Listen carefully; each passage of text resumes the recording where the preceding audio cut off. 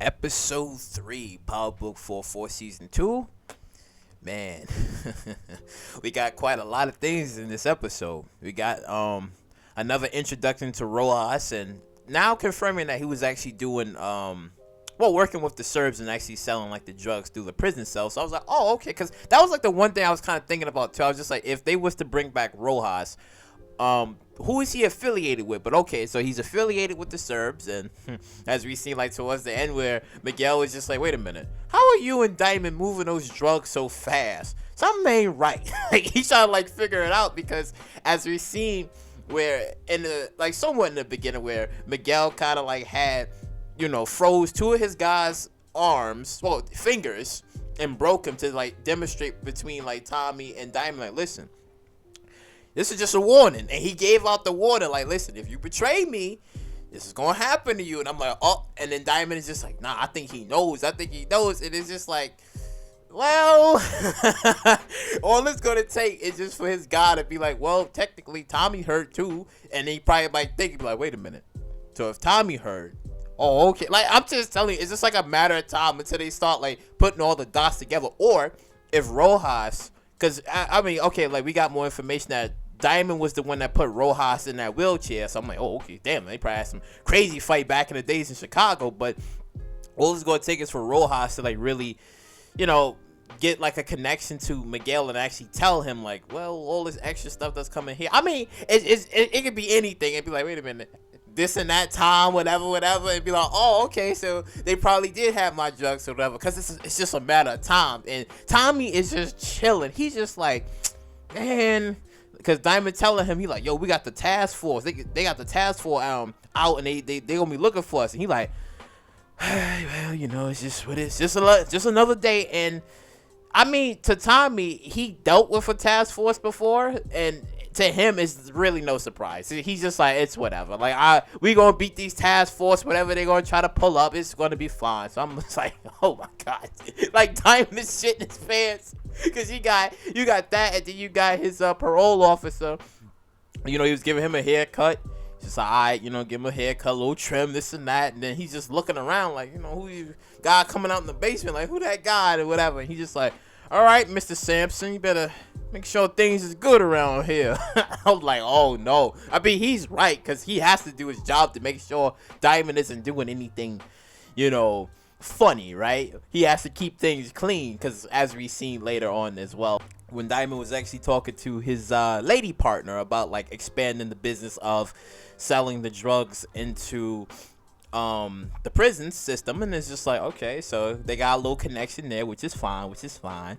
And Jesus, I was gonna say Diamond, Jenard, Jenard is just losing his shit, man. Like, Jenard is losing.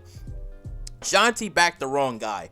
Shanti definitely backed the wrong guy, because she told him, she's like, listen, if you kill Kay, I don't know how things is gonna work out for you. And he's technically fucked. He owes money to the Serbs. As we seen, they took his car. Then he still got Miguel, he still owe money to him. It's crazy, yo. And then you see him like getting high and shit. And then you see like Bobby was trying to like talk to little K in the beginning parts of it as well, to be like, listen, I'm trying to save you. You might be dead, this and that. He was trying to help him. But see, it always go down that way. Where obviously, if a black shoots and kills somebody in the streets, and it's like everybody talking about it, this and that. Do you want to try to have the cops to get involved and whatever? And it's always like that. And it's always the grandparents or the parents that are always protecting the kids. You don't know how many stories I can basically tell you where it's just like, nah, this ain't my kid. My kid didn't do that.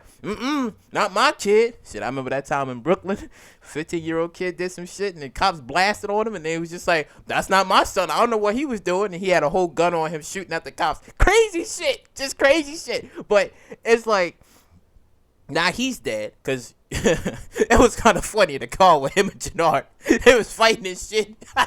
He was fighting, and he was just like, little motherfucker, get off of me. I was like, whoa, yo.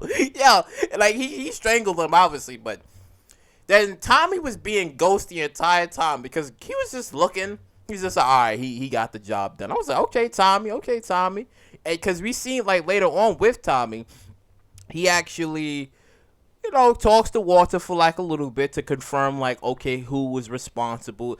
And the way Walter was explaining, like, one of our own, he was just like, oh, okay, gotta meet with Claudia. And then that's when he confirmed it, like, you was the one to have done it, despite her not saying, still denying like she didn't do it. Tommy slowly confirming like you technically did it, because it only makes sense. Because I even went back in the last season. I said, all right, let me see how this went. So I seen in the last season where it was just like, technically she was the one to have pulled the trigger, because Walter was shouting at the time like, where's Egan? So technically he kind of like pulled down the deductions between either being like Claudia or one of the guards, but wasn't really him either. It was really Claudia. So I like the fact that Tommy's just like, okay, I know it's you. But man, oh my God, but man, yeah, I'm telling you, man, this episode was alright. It was alright, because we got to see some things, some people, some interesting peoples, right? Some interesting development as well, because now we've learned more about Kate, where Kate, grandmother was a little on the racy side, where Kate was explaining about like the whole, having a kid at 14, and then that's when that's when JP basically was just like, what, you had another one at 16. So we get more information about that, where it's just like, yeah, mother at the time was just like, he's a little black and whatever. I'm like, oh, okay, so we got the race card up in here. And I can't wait until JP actually finds out the information that technically Kate did raise another black kid, which was James St. I just can't wait, because JP gonna be pissed about this, because he gonna be like, wait a minute, so you technically did raise one and you left me behind. And then, which is gonna furtherly go into Tommy, where Tommy gonna be like, but he gonna miss him. He still does miss him, but he gonna explain to him like, yeah, James St. Patrick was his friend and his brother, right? And it's gonna put JP off a little bit, because he's gonna be like, that role could have been his. He could have been the one that been close to Tommy for like 20 years. That should have been him, right? And that conversation is still gonna be lingering around, because Kate is trying to make amends for everything that she did, and it's gonna take a while. It's really gonna take a while, because Tommy just like, he's not buying it, but at the end it seems like he's like getting into it like a little bit, because we seen Kate at the AA meeting. She was at like an AA meeting where she was explaining about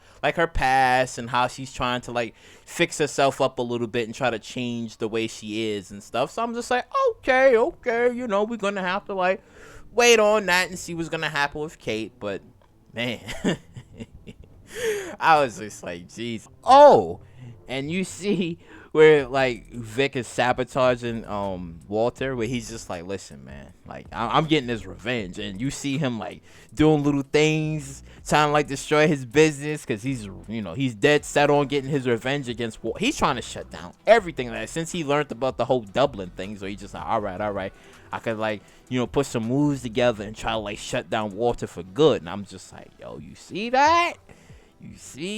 Like, Vic ain't playing. Like, he got a little thing going for himself. He trying to get this revenge going. But Walter did it to himself at the end. That's what I'm kind of curious, like, what's really gonna happen with his character too. Like, is he gonna die?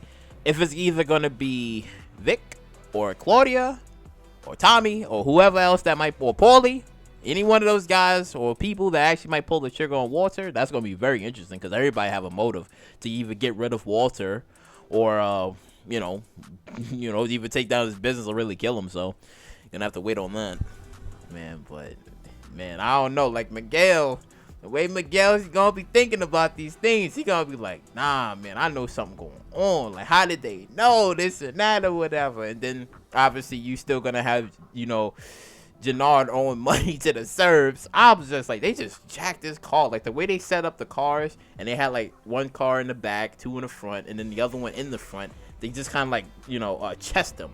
Like, it was like checkmate, Like, you got all the pieces there, and I was just like, damn. You see Jenard getting high and shit. I'm like, yo. But man, overall, this episode, it was good.